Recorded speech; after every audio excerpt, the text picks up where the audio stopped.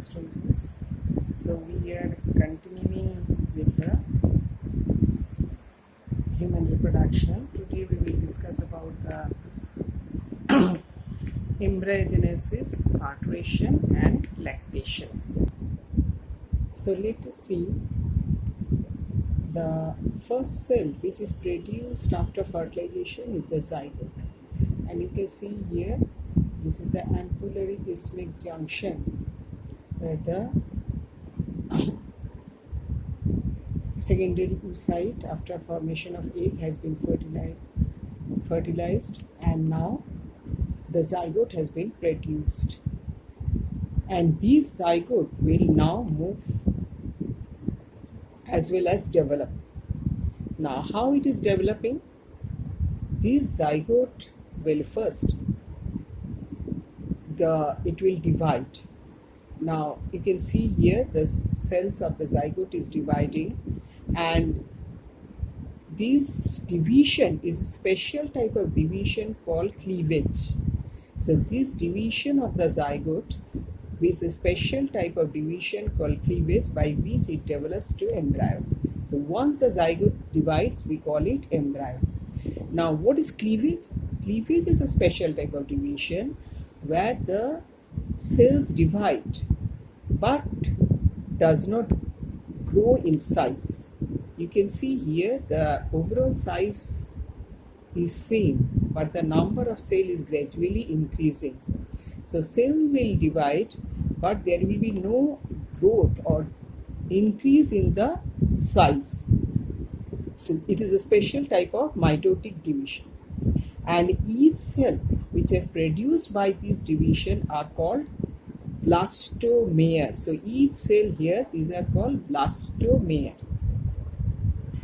And now you can see here this is a compact ball of 8 to 16, as well as it can up to be considered up to 32 cells, blastomeres. This compact ball of 32 blastomeres, 8 to 16 to 32 blastomeres, it is a solid mass called morula. So this solid mass where there is compact 8 to 16, it can be extended up to 32 cells. That solid ball is called morula. So this morula is now, as it develops, as it divides, it also moves downward towards the uterus. You can see here these are the stages which are moving towards the uterus, and still now zona pellucida is there. Zona pellucida is there still now. Now once it reaches the uterus, the mucosal wall of the endometrial wall releases a nutritious fluid called uterine milk. So what happens once it reaches uterus? The endometrial wall of the uterus releases a highly nutritious fluid called uterine milk.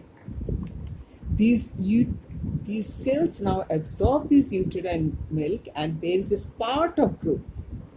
So certainly there is a spurt of growth, and now the cells arrange themselves like the outer trophoblast and the inner mass called embryonal knob. So the outer trophoblast and the inner embryonal knob. So you can see here the blastocyst gets embedded within. So how placenta is forming? Blastocyst gets embedded within the uterine tissue, clear, and that is called implantation. Blastocyst gets embedded with the uterine tissue, and that is called, now it is going for implantation. How it is going for implantation? During this period, there is the trophoblast. This trophoblast divides into trophoectoderm and trophoendoderm. The trophoectoderm forms the outer layer, the chorion, and the trophoendoderm forms the inner layer, the amnion. So trophoectoderm forms the outer layer called chorion, trophoendoderm forms the inner layer called amnion. Now, what happens? This chorion forms finger-like projection, and by disintegrating the uterine wall, that is endometrial wall, it enters into the endometrial wall. And so in this part, this endometrial wall and this chorionic villi, this finger-like projection, this is called chorionic villi, they get interdigitated and forms a specialized structure called placenta. So it forms a specialized structure called placenta. So how placenta is formed? By the interdigitation of chorionic villi and the uterine wall, endometrial wall. And so this is the region where endometrial wall gets associated with the fetal membranes. And so placenta is very significant. Why placenta is very significant? Because placenta has several functions. What are the functions of placenta? Number one is it produces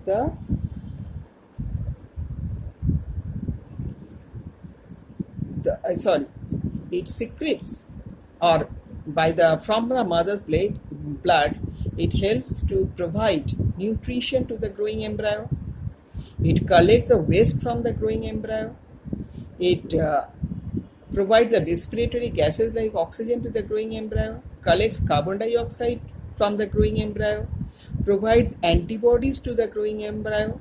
Placenta acts as a barrier for the germs to enter in the growing embryo. It also, another important function of placenta is it acts as an endocrine gland. So what are the functions of placenta? It helps in nourishment of the growing embryo. It gives respiratory gases to the growing embryo.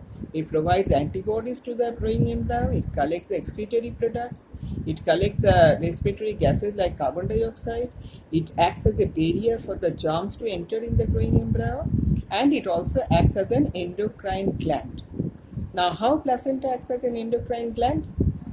It secretes, because we know that endocrine glands are the specialized glands which actually provides hormones. So endocrine glands are the specialized gland which releases hormones. So what are the hormones released by placenta? Number one is HCG, human chorionic gonadotrophin. What is the function of human chorionic gonadotrophin? It maintains corpus luteum. It maintains corpus luteum. And why corpus luteum is to be maintained? Because corpus luteum of the ovary secretes progesterone. So progesterone, we know it is called the pregnancy hormone. Why it is called pregnancy hormone? Because all the pregnancy related development is mainly regulated by progesterone. So we need a constant flow of progesterone, and that is done by the human chorionic gonadotrophin. Another hormone which is very important is HPL, human placental lactogen. Human placental lactogen is a weak growth hormone which helps in development of breast during pregnancy. Another hormone is the relaxin, which is jointly secreted by the corpus luteum and placenta during parturition, that is during childbirth. It softens the connective tissue of the pubic symphysis and makes the parturition or childbirth easier. So it softens the connective tissue of the pubic region and makes the parturition easier. So these three hormones are the hormones which are secreted only during pregnancy.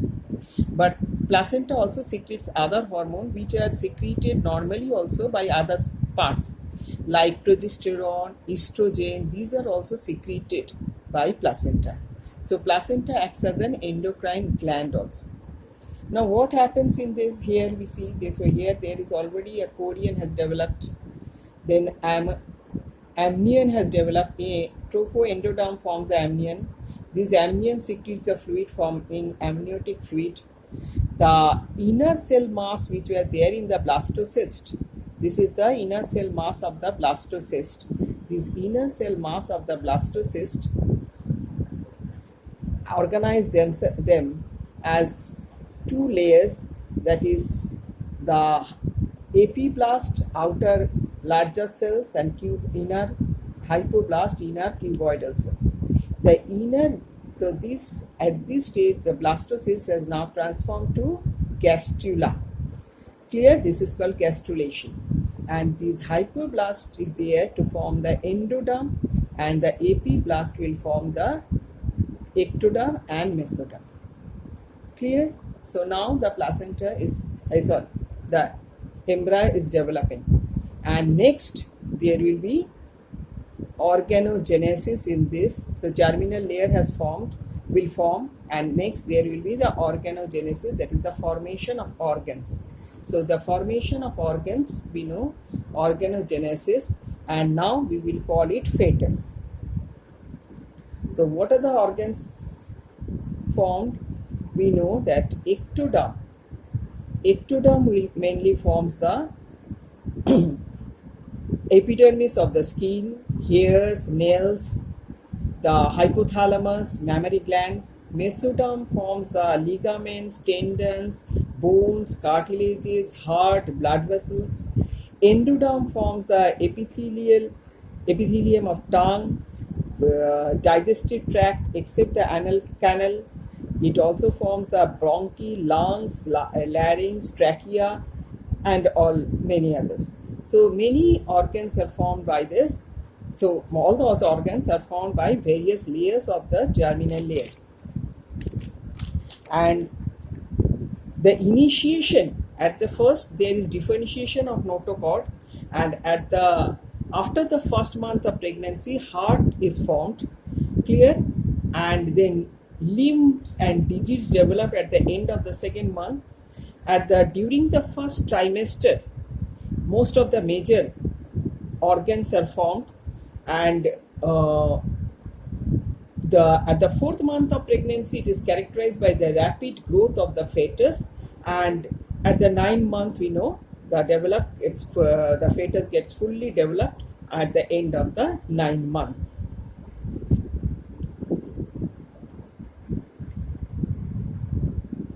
So it gets fully developed at the end of the 9th month.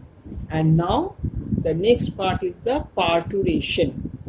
So you can see here fully developed embryo, clear, with various parts like placental villi are there, umbilical cord is there, which provides a connection between the fetus and the placenta, and there is allantois with here, which would provide the blood sinuses in the placenta and to attach to the gut of the embryo, that fetus. And there is yolk sac also. In human, yolk sac is not developed, and so this is the fetus or the developing embryo. Clear? So next stage is the parturition. So what happens? Parturition is the childbirth. Now what happens in this parturition? During this parturition, it is a complex neuroendocrine mechanism. That means one hand it is regulated by nervous system as well as endocrine system. The signals for parturition, that is for the birth, originates from the fetus as well as fully developed fetus and placenta. When fetus is fully developed, it and placenta initiates the signal for parturition. So at first they causes mild uterine contraction, and that is called fetal ejection reflex. This fully developed fetus and placenta causes mild uterine contraction, which is called fetal ejection reflex. This is accompanied by the rise in the oxytocin receptor in the uterus, and as a result, the level of oxytocin is released from the posterior pituitary increases, and more the secretion of oxytocin, there is stronger uterine contraction, and more the stronger uterine contraction, it stimulates more secretion of oxytocin. Clear? So, and thus the fully developed fetus is pushed downwards into the uterus, and the head comes against the cervix, and therefore the cervix gets stretched, the vagina also gets stretched, and the dilation occurs here, and ultimately the fetus is pushed outside. Clear? So ultimately the fetus is pushed outside. And another thing which we want to, so this is about parturition. So it is neuroendocrine mechanism. The first initiation is the fetal ejection reflex by the fully developed fetus and the placenta. Clear? So fully developed fetus and the placenta causes the first signal for parturition, that is called fetal ejection reflex. And now the oxytocin, release of oxytocin causes vigorous, increases the contraction of the uterine muscles as well as abdominal muscles, and thus the fetus is pushed out, and there is the head moves downward, and as it moves downward there is dilation of the cervix as well as the vagina dilates. Clear? And finally the amniotic fluid, this amnion breaks out, the amniotic fluid comes out, and finally the fetus is expelled out. So that is parturition. And another thing we have to discuss here is the lactation. So what is lactation? Lactation is the mammary gland. Just after the childbirth, mammary gland secretes a fluid called colostrum. So just after the childbirth, mammary gland secretes a fluid called colostrum. Clear? This colostrum is very rich in protein, lactose, antibodies. Clear? Antibodies, and after that the mammary gland starts secreting the milk. The milk is produced by the influence of hormone prolactin. So milk is produced by the influence of hormone prolactin, and the release of milk, when the baby starts sucking, the milk is released, and the release of milk is regulated by the hormone oxytocin. Clear? So release of milk is regulated by the hormone oxytocin. So let us have a quick recap. So first of all, there is the zygote. Here, zygote starts dividing. Clear? And moving. This division is a special type of division called cleavage, where there is the increase in the cell number without any increase of the growth, special mitotic division, and each cell is called blastomere. Then this stage is called morula, 8 to 16 cell stage, or rather 32 cell stage, compact with zona and there is zona pellucida also. Next is the blastocyst. The cell organizes themselves. The larger cell forms inner cell mass. The outer smaller cell form trophoblast. Clear? This trophoblast divides into trophoectoderm and trophoendoderm. The uterine milk is absorbed. There is huge increase in the size, and the zona pellucida breaks off, and now it is called blastocyst. So from morula it has been transformed to blastocyst, and now it gets embedded within the uterine tissue, and now it is called implantation. When they get embedded within the uterine tissue, it is called implantation. So morula is transformed to blastula or blastocyst. This trophoblast secretes a fluid within the cavity. This fluid-filled cavity is called blastocele. This is the inner cell mass or embryonal knob, which will form embryo. This is the trophoblast cells, which will later on differentiate into trophoectoderm and trophoendoderm. And since there is a huge growth, the zona pellucida breaks off, and now it gets implanted, forming the placenta. Now we know the role of placenta is formed by the interdigitation of the chorionic villi and the uterine wall, and it is very significant because it has various roles in nourishment, respiratory gases, as well as the endocrine function. And the embryonal knob, now the cells of the embryonal knob now arranges themselves forming apiblast and hypoblast, which will develop to fetus.